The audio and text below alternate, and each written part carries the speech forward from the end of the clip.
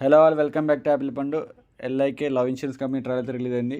ఇది ఒక human brain heart versus technology ఇవి యాప్ గురించి ఉంది. యాక్చువల్లీ సూర్య గారు పర్ఫార్మెన్స్ చూసి చాలా అనమాట. సో ఆరెంజ్ పర్ఫార్మెన్స్ వస్తుందని అనుకుంటున్నా. ఎప్పుడో మానాడులో చూసాను అనమాట. సో ఇప్పుడు కూడా అలాంటి పర్ఫార్మెన్స్ అయితే లోడింగ్ అనిపిస్తుంది. మన ప్రదీప్ రంగనాథ్ గారు సూర్యని ఛాలెంజ్ చేయడం అండ్ ఆ యాప్ గురించి నా ఎల్ఐకేలో కంపెనీలో జాయిన్ అవ్వడం అండ్ ఈయనకి ఆయనకి మధ్య క్లాష్ ఉండడం ఇలానే నడుస్తుంది. నాకు ఉన్న కన్సర్న్స్ మూడే అన్నమాట. ఒకటి కృతి శెట్టి గారి యాక్టింగ్, ఇంకోటి ఆమె మేకప్ మరీ ఎక్కువైపోయింది, అది కూడా పక్కన పెట్టండి. ఇంకోటి ఏంటంటే ప్రదీప్ రంగనాథ్ గారి సినిమాలో నేను ప్రతి సినిమాలో అని చెప్పేది అదే ఏంటంటే ఆయన లుక్ తీస్తే అన్నిట్లో ఒకే లుక్ ఉంటుంది అనమాట. ఒకటే హెయిర్ స్టైల్, ఒకటే లుక్, ఒకటే డైలాగ్ డెలివరీ, అంతా ఒకటే ఉందన్నమాట. ఎక్కడ సరే అన్ని మనం యూత్ అంటే తీసుకురు కాబట్టి డైలాగ్ డెలివరీ పక్కన పెడదాం. కాకపోతే ఒకటే లుక్ అన్నిట్లో. ఎక్కడ ఏ సినిమా ఏదో ఆయనకే ఒక 4 సినిమాల నుంచి లుక్ పెడితే ఆయనే కన్ఫ్యూజ్ అవుతారు అనమాట. అలా అలా ఉంది అన్నిట్లో సేమ్ లుక్. ఇంకోటి ఏంటంటే డబ్బింగ్, టీజర్లో ఒక డబ్బింగ్ వచ్చింది, వాయిస్ ఓవర్, ట్రైలర్కి ఇంకో డబ్బింగ్ వచ్చింది అనమాట. అండ్ హీరో వాయిస్ 2 వాయిస్లు వస్తున్నాయి. నాలుగోది ఏంటంటే డ్యూట్ మూవీ ట్రైలర్కి మ్యాచ్ అయినంత అయితే అందులో ఉన్నంత హైప్ ఆ మ్యాచ్ ట్రైలర్కి వచ్చినంత అయితే ఇందులో రాలేదు.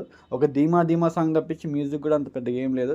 ఎంతైనా సాయి భంకర్ గారు ఒక షోల్డర్స్ మీద నిలబెట్టారు డ్యూట్ సినిమాని. ఆ సినిమాకు నేను మాట్లాడలేండి, అది నాకు నచ్చదు యాక్చువల్లీ. అది చెత్త తినకండి అన్నట్లు. నేను డ్యూట్ మూవీ తీస్తే మళ్ళీ దాని గురించి పెద్ద స్టోరీ చెప్తా. సో అది పక్కన పెట్టాను. దాని మీద ఆల్రెడీ తాల్ ఎఫెక్ట్ చేసిన వీడియో మన ఛానల్లో ఉంది, కింద డిస్క్రిప్షన్ పెడతా చూడండి. ఒక షోల్డర్ ప్రతిరంగనాథ్ స్క్రీన్ ప్రెజెన్స్ అయితే, ఇంకో షోల్డర్ ఆల్మోస్ట్ 90% సాయి భంకర్ గారే. సో ఆ మ్యూజిక్ అనేది ఎల్ఐకేలో మిస్ అవుతుంది.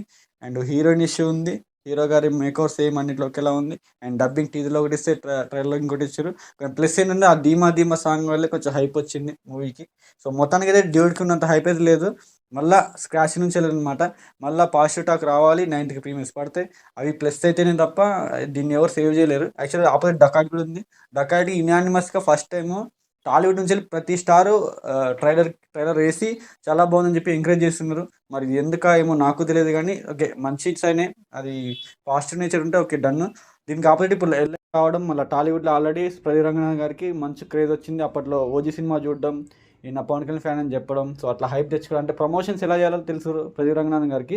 స్టిల్ డకాట్ ఆపరేటర్ గట్టిగా ఉందన్నమాట. డకాట్ ట్రైలర్ కూడా బాగా వచ్చిన రెస్పాన్స్. అండ్ వాళ్ళు అండర్ ప్లే కూడా ఆడారు. అది నేను డకాట్ ట్రైలర్ రివ్యూ ఆల్రెడీ చెప్పేసిన. సో ఇందులో అయితే అండర్ ప్లే ఆడడానికి ఏం లేదు. ఈ సినిమా బజ్ కూడా లేదు. యాక్చువల్లీ టీజర్ కూడా మొన్న రిలీజ్ చేసి ట్రైలర్ రిలీజ్ చేసారు. చాలా డిలే అవ్వకుండా వచ్చింది అనమాట ప్రాజెక్ట్.